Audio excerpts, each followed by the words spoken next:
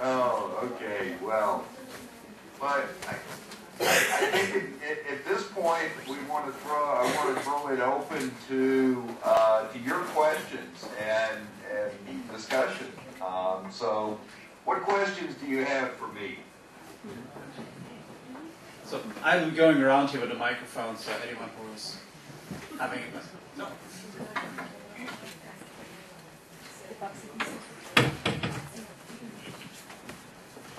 Hi.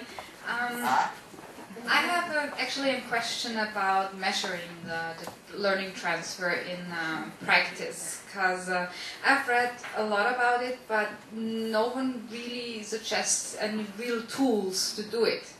And so I was wondering if you could recommend anything for the practitioners to, that they can use to measure the transfer after the training, after 3 months or so.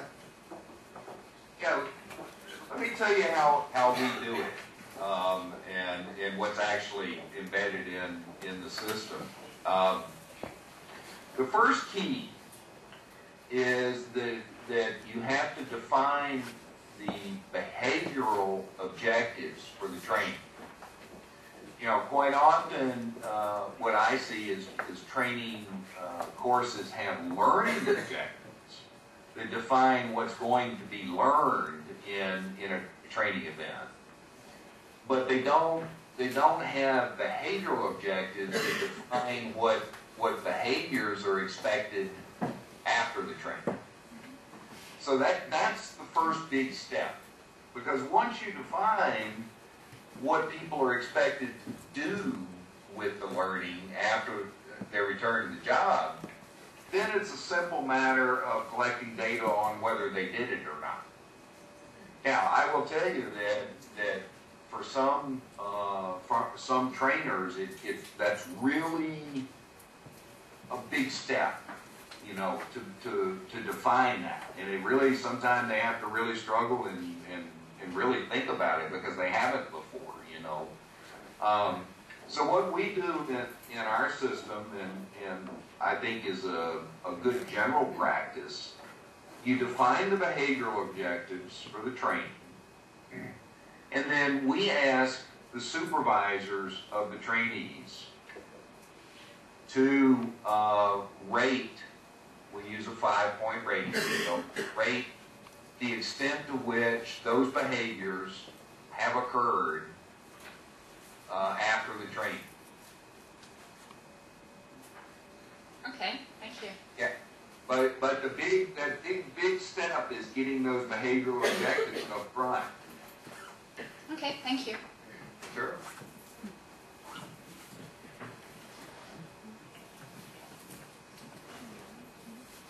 I know it's Friday evening, but if you're like my students, they probably would be thinking, well, we could go home early if we don't ask any questions now. But there's still a homework to introduce. Yes. Do you want me to explain the homework now, Kristen? Yeah. Well, if there are not any more questions in the room, I mean, you don't need to be shy, you know. Like. So, you showed us the process to improve the learning transfer. What is your experience with companies? How much time is needed to improve the learning transfer? Is it 1 year or is it 10 years?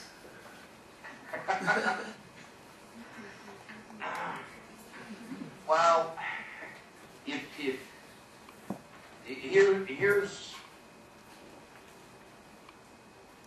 here's what I suggest to companies.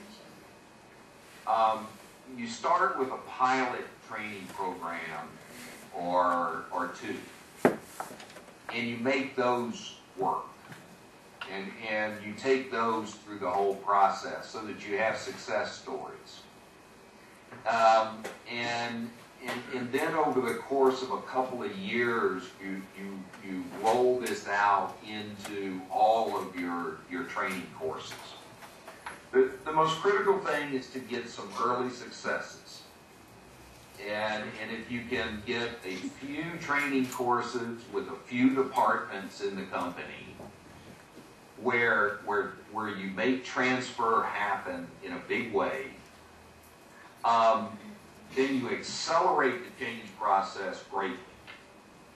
And it can be done through the entire company in a couple of years. And so that it's very important to go through that though, and to think about it as an organizational change process. And you all know that organizations change slowly. But if you do it right, I think you can really fundamentally alter the organization in a couple of years. Now you can achieve success with the pilot programs much quicker than that. 6 months. Okay, thank you. I don't know if Christian told you that we were thinking about using your system for study programs to improve them. Do you have experiences? Do you use your system for your study programs? I haven't put it in yet, but I do have. I've had extensive discussions with one university about using it with their intern programs. This would happen to be a social work program, and all the students are required to do clinical experiences. And as long as we have that performance outcome that's expected, then it's exactly the same. We're even talking with, I'm talking with one group about using it at the K through 12 level in similar type situations. So yeah, it absolutely would work. I really look forward to doing that with you. Thank you.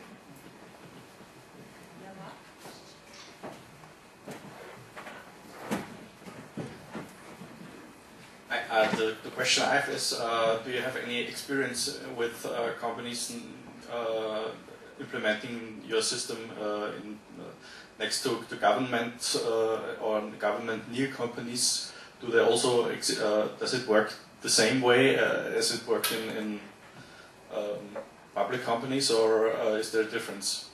So I'm working for a government near company, and I don't think that this would work as you suggest. So that's why I'm asking. Yeah, actually, it does work with government organizations. In the United States, anyway, the government organizations are a little less focused on accountability. You know, so there certainly are some differences. The biggest difference, though, comes at the higher level evaluation, in that it's difficult to do a return on investment. But transfer, we're just measuring changes in behavior. And it works the same in the government organizations as the private sector. And at least in the United States, there's an increasing emphasis on service to citizens, and instead of you don't call it customer service, you call it citizen service. And so the transfer issues are very real for government as well. You know, I would acknowledge that at least in the U.S., there's a little less accountability, a little less performance pressure, but we've actually used the LTSI extensively in our state government here in Louisiana. And I think in general, government organizations here anyway change a little more slowly. Is that the same in our group? Yeah, completely. I think so. It's more or less the same. Yeah. Okay, thank you very much. Yeah, thank you.